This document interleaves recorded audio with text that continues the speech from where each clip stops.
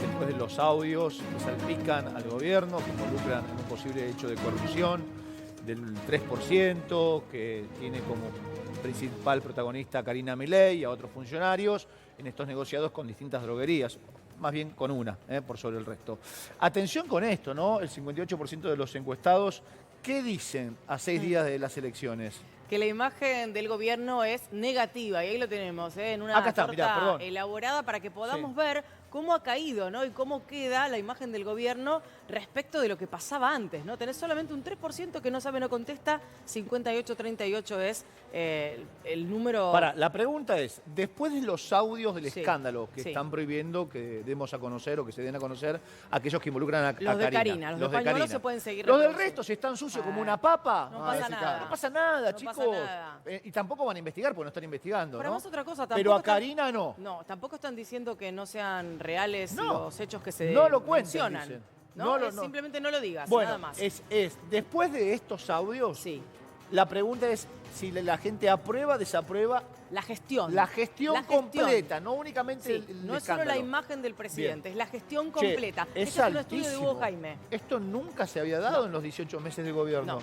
¿Correcto? No, para nada. Y sigue manteniendo ese 30%, un poco más, quizás, que es un núcleo duro, pero la desaprobación de los ciudadanos en general, sí. Muy casta todo esto, ¿no? Digo, porque cuando uno analiza todas las gestiones de gobierno anterior y empezaban a aparecer determinadas cuestiones que a la gente la ponían en aviso de está pifiando el gobierno o está haciendo algo que no va o está cometiendo un delito, bueno, empezaban a aparecer estos números de imagen. ¿Hay otra placa más? En los gobiernos. Y esto es un estudio de Hugo Jaime. Y tenemos, si podemos utilizarlos para ir ampliando la historia, un trabajo también hecho, pero en este caso por el CEO, por el Centro de Opinión Pública, que habla del impacto en términos de lo electoral para lo que van a ser las elecciones del 7 y obviamente las del 26 de octubre, que son las más importantes para el gobierno, porque están tratando de minimizar las de la provincia de Buenos Aires.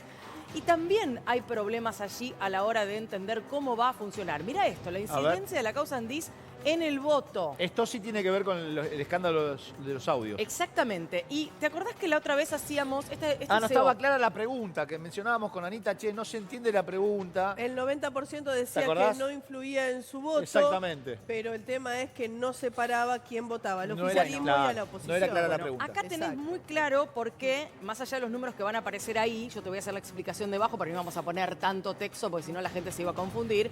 Fíjate que vos tenés un 42,9% que entre sí seguramente y sí probablemente puede influir el caso Andís en su voto.